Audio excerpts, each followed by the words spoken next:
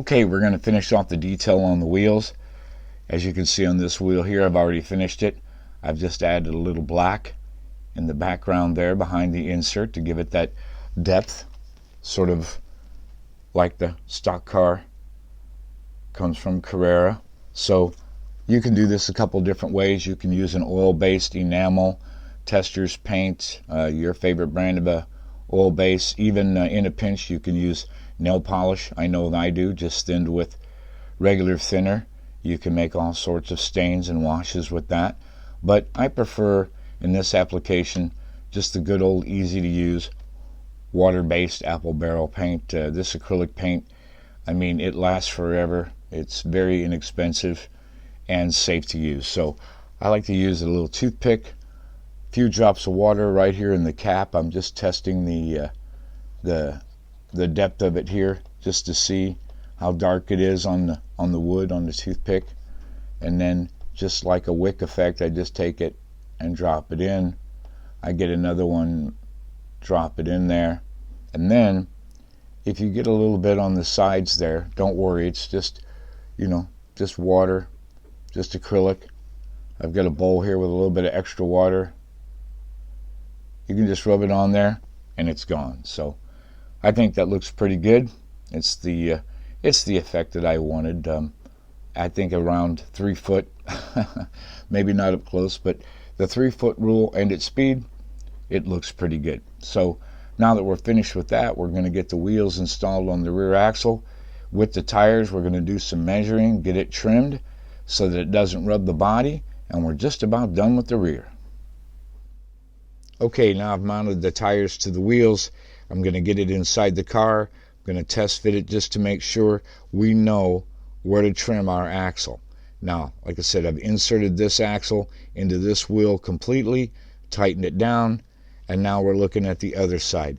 This line right here that I've drawn for you right there, that's about 4 millimeter.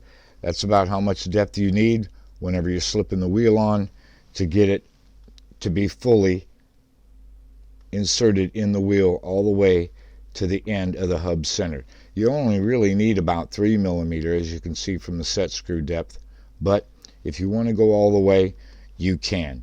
And your insert's probably going to stop your axle from coming out anyway. So, well, most inserts anyhow. But in this case, 4 millimeter gets it nice and flush. Okay, I have the axle installed in the car, and now I'm just going to adjust it to get it right where I want it to be.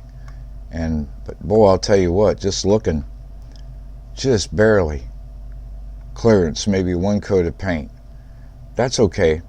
That's why I wanted these big tires to mimic the prototype, and we're going to reduce that diameter anyway when we get them in the tire machine and turn them down a little bit. But yeah, we'll have clearance, but it's going to be close. Anyway, I'll get this set right where I want it to be. Now, to determine the distance over here, where we're going to trim off, some people do it by sight. There's other different methods.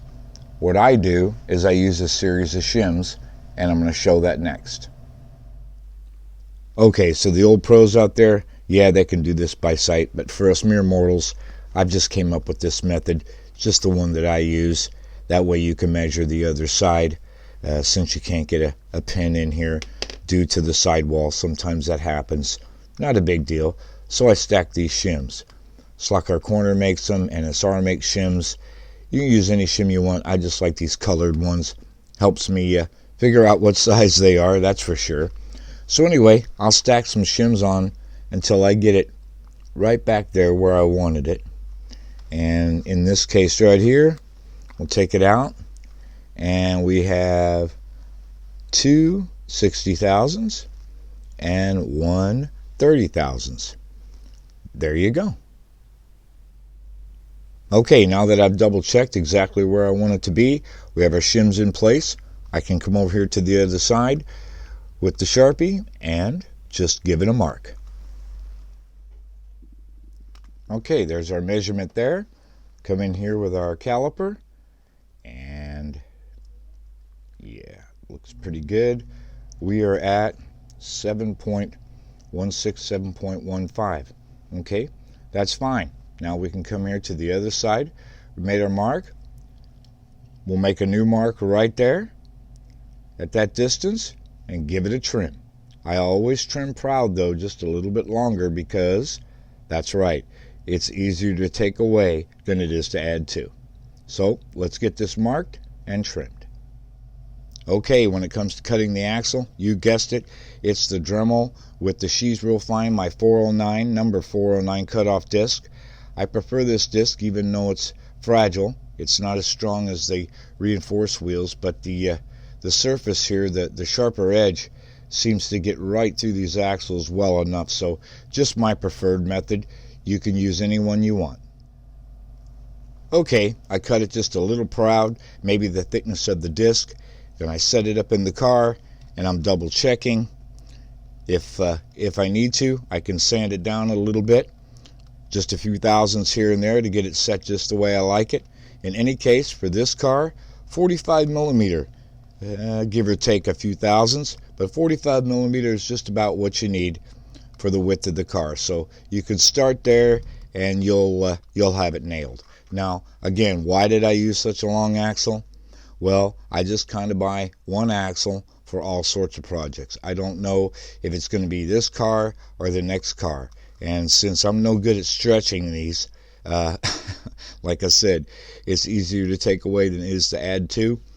I just buy the same size axle and put it in a parts bin.